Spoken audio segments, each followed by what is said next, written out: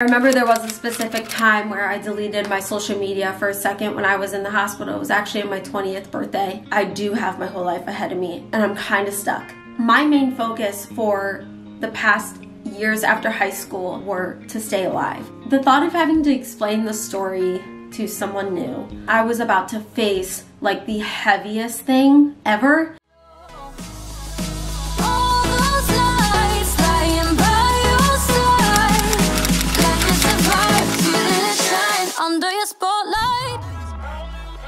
Hi guys, welcome back to my channel. If you guys are new here, hi, my name is Mackenzie, and for today's video, I'm going to be talking about what they don't tell you about having a double lung transplant at 20 years old. But I first want to start out this video by saying that I am forever, ever grateful for this second chance at life. I don't want this video to come across like I'm not, and the bad things that might come out of having a transplant at 20 years old will never outweigh the good. I mean, I'm so thankful to be here and to be breathing easy and to be healthy and to have like all this opportunity to do whatever I want with my life. Like it's really cool to have a new lease on life, and I will never ever trade that for anything. This isn't coming from a place of like complaining. This is just, I want to be real and honest with you guys. After everything is over and I'm 2 years out, kind of where I stand now, I've always been known as like the positive, smiley person, and although like that is true, I really am naturally find positivity and the good in every situation. I'm always gonna find the light at the end of the tunnel, but I do definitely have moments where I break down and life becomes a little overwhelming, and I think that's okay. And that's a misconception, I think, with people who do kind of put on a brave face a lot of time and are smiley and positive. It's like when you do go through things, it's like, oh, you go through things too? I saw a quote on Twitter that said, just because she carries it well doesn't mean it wasn't heavy. And I think that is so true and very insightful for kind of the whole purpose of today's video. So let's just get right on into the video with point number one. So let's start with pre-transplant. So this is before I was going through the actual transplant process. This is just the months leading up to transplant. Really, like the year before is when my disease became visible and I had to wear oxygen and I had a feeding tube and things were becoming really real.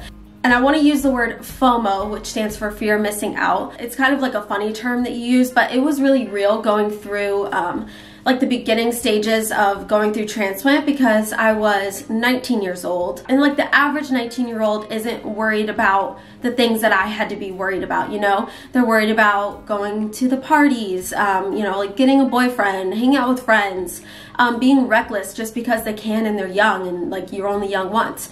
And it was really frustrating, and I had a lot of FOMO seeing my friends carry on without me. So I grew up with these people since a very young age, and I did everything with them. I had like my close friends that I kept forever. Me and my class and I were really close. It was right after high school that I went off to college and then had to drop out of college because of my disease. I couldn't do what other people my age were doing. It was hard to get on social media and see my friends like move on with life, and I'm just stuck in a place of, I'm in the hospital on this Friday night while you guys are in college, and I will never, like, don't, if you're my friends watching this, never take it the wrong way, because if I had a normal life, I would obviously be living that life too, and I don't blame them for a second for carrying on with life, because I get it. Like, they have a right, like, we're young, you know? And I think that was what was frustrating, because I was so young and I kind of had to grow up fast, and I had to like live older than I was, because I was about to face like the heaviest thing ever. Yeah, so that was really hard, just knowing that I have to take a back seat for a second. This will all be worth it. I will be back with my friends eventually. I will be having fun and it'll be okay. But I have to do this right now to, you know, in the long run, be with my friends again and be healthy, because your health is your number one, and if you don't have your health, it's like you don't have anything. I remember there was a specific time where I deleted my social media for a second when I was in the hospital. It was actually on my 20th birthday. I have to delete social media, like I can't watch my friends live their lives anymore, and it was really hard. It actually is a line in my song Forever Changes, that says, I know it's hard watching your friends move on with life while your oxygen tank's living on borrowed time. And that just really sums it up. That was like the main things about pre-transplant and going through and accepting that my disease is progressing and this is what it is, and this is what you have to choose for yourself. Like, I'm 19 years old making choices that a 19-year-old shouldn't have to make. I also had a lot of moments where you start questioning And I hate that because I was never that type of person to be like, why do I have CF? Why do I have, like, why is this my road? Why did God do this to me? And then you find out later, like, now I know, like, I had to go through those things. Everything happens for a reason and everything works out, and that was just my road. And now I'm here to tell my story, and I'm really happy to kind of share everything that I've went through. And I'm also more comfortable sharing cystic fibrosis and talking about it, like, really openly. I feel like before transplant, I didn't even like to say the word transplant. Like, it freaked me out. It wasn't a comfortable situation to talk about. Now it's like so open, and so I know that I had to go through that to kind of be where I am now. So let's just get right on into post-transplant. So this is kind of where all of the things that I really want to talk about lie. So first I want to start with what this next chapter of my life looks like and why it feels overwhelming to all of a sudden have the rest of my life ahead of me, but also feel grateful at the same time. So having a transplant at 20 years old, and now I'm 22, like, it's so exciting to have your whole life in front of you. It's like, oh my gosh, I have all this opportunity, all these things that I can do now. Like, I can pursue anything I want now. But then it's also the most overwhelming feeling at the same time because I do have my whole life ahead of me and I'm kind of stuck. Especially, I mean, a COVID pandemic hitting within the healing process of my transplant too kind of put a lot of significant frustration and confusion and a feeling of I don't know where to go next. I am in a COVID world. I can't get a job right now because of the state of the world, and I have to be so overly cautious because I have fragile lungs that could potentially, like, the reality of them turning on me at any moment is real. If I were to catch something like significantly harm my lungs. And so it's like I couldn't get a job. I had to be in isolation for a long time. So you're just a feeling of isolation, a feeling of when can I start this next chapter of my life, because I feel stuck. I feel like the days keep repeating. I'm doing the same stuff all over again. And then I go to, I am 20 years old. I'm 22 years old. Like, I feel like my young years, and I get like I'm still young, but you just have these feelings, are kind of, you know, passing me by, and I'm just still in the house, and this is kind of like where I am. Although it's an amazing feeling to have a life ahead of me, it's also very overwhelming because I don't know where to start next. So like going through, you know, 13 years of school, you kind of have your life planned out for you basically right then because you're just going to school, you have the same friends, you have cheerleading, like I was in cheer, you just go to your doctor's appointments, like you just have a kind of a more routine to life. And then when I got sick, everything slowed down and it felt like my life was put on pause and I'm still waiting. There's been moments where I've pressed play, but there's still a huge shift that has to be made for me that I can feel, and I feel stuck. My main focus for the past years after high school up until transplant were to stay alive. It was nothing more than just to keep living, to try to eat, to try to, you know, gain weight if I could, gain a pound, whatever I needed to do to just stay alive. And now that I am healthy, quote unquote healthy, and I have a normal body now, it's like the world is feeling real. Adult world is kicking in, like what I need to figure out my next chapter. Whether that's like with moving, like how I'm going to safely make income, like get a job, I need to figure that out.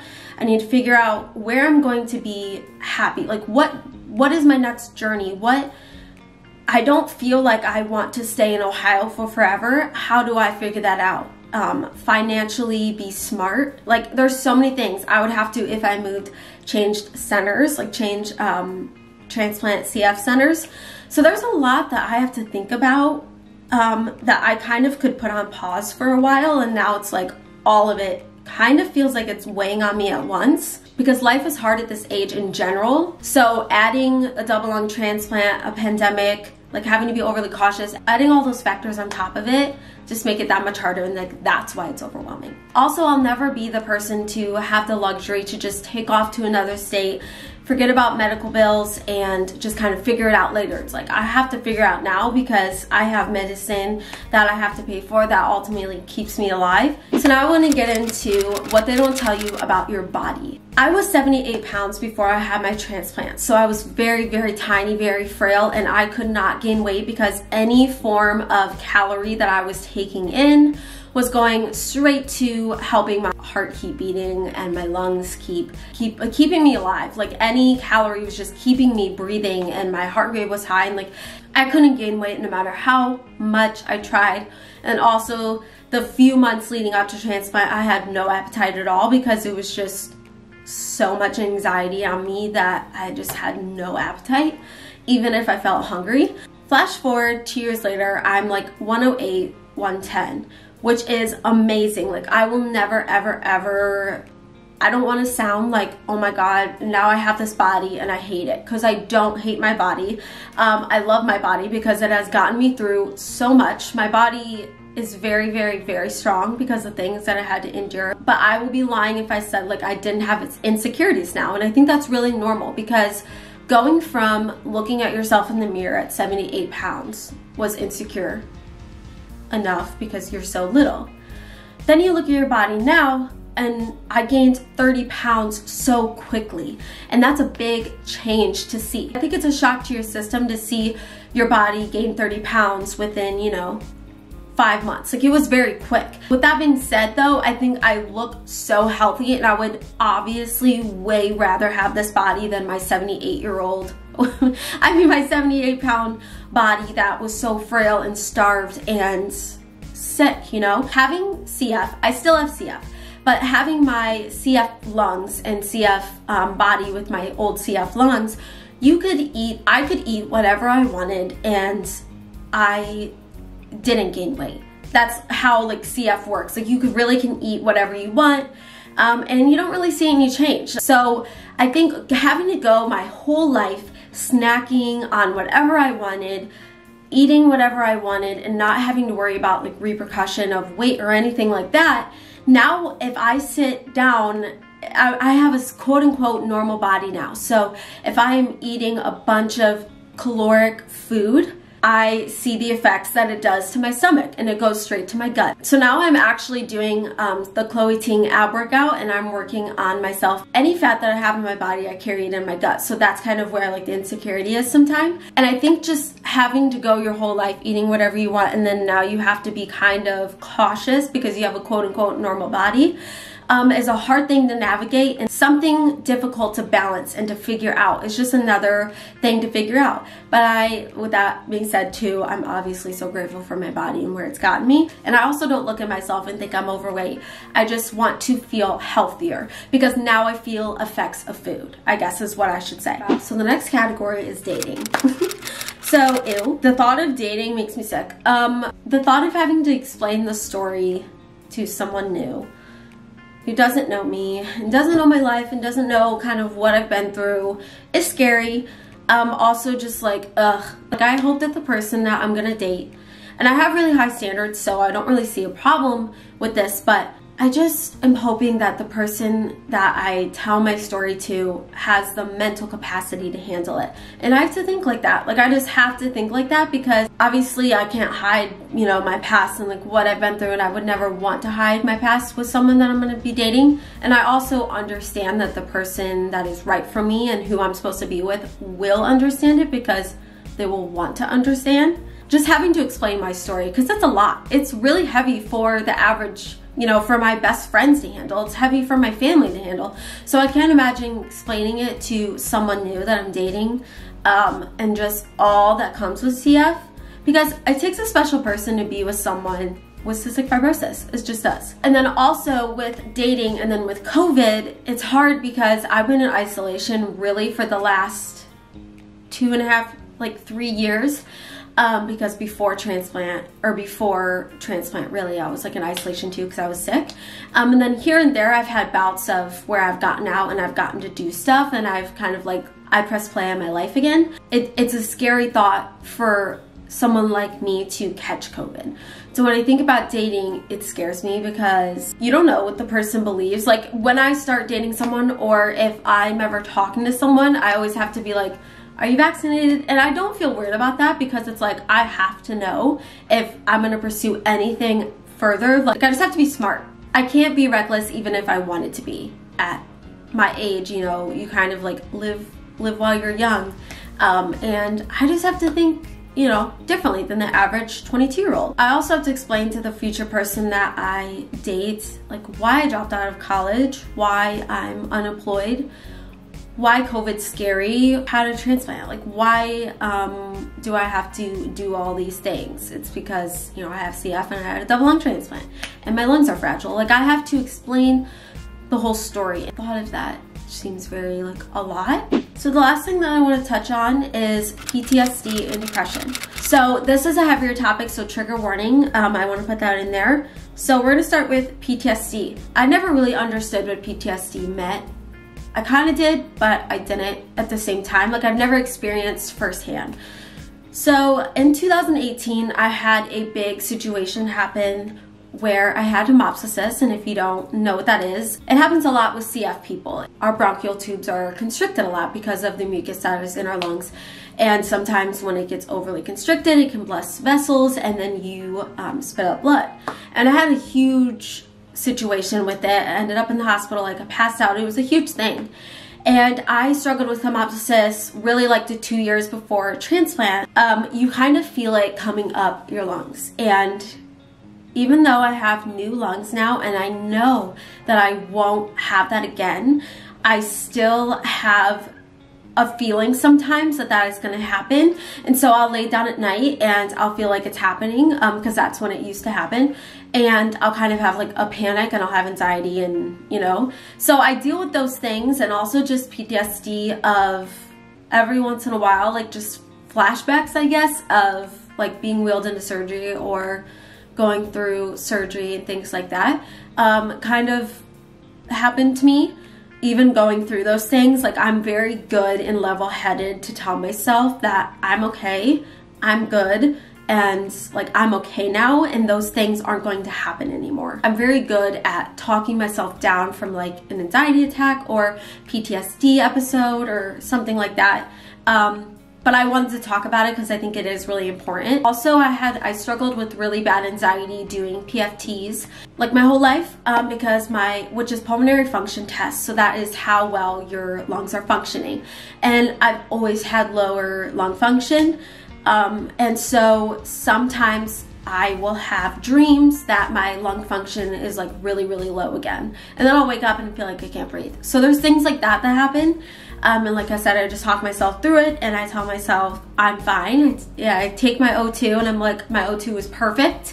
And I'm breathing just fine. I have normal deep breaths and I'm fine. The last thing I want to talk about is depression. So I struggle with it mildly. I wouldn't say that I have a severe case of it, but I definitely struggle time to time just with all the things that I just talked about can get me down. I'm very good at having depressive moments, but knowing when to keep them moments and then move on, persevere, and have motivation to do better and to bring myself out of it. Wishing that I could truly live my life to the full potential that it's giving me now. And I am really grateful that COVID feels like it is at its lowest point, and I have the most hope in a while, so I'm very excited about that. That's kind of where I go, but like I said, I am good at bringing myself out of it and keeping those moments and then figuring out the rest level-headedly.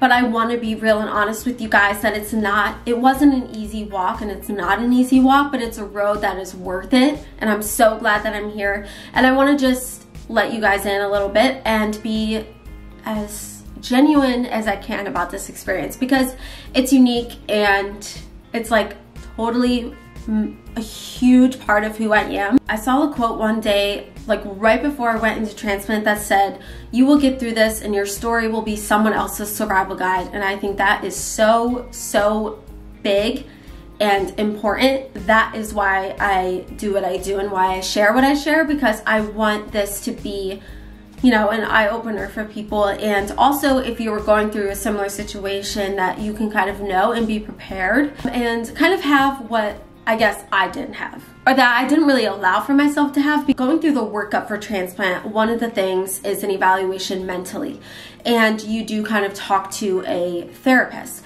But I am the type of person that doesn't like to talk about things. I like to just get through them, not talk about them, handle them in my head, and that's how I do it. And that's what got me through. But now I feel like, knowing what I know now, I want to use that info to share to everyone who may need it. That was it for today's video. I hope you guys enjoyed it, and please like, comment, and subscribe for more content, and I will see you guys in my next one. Bye guys.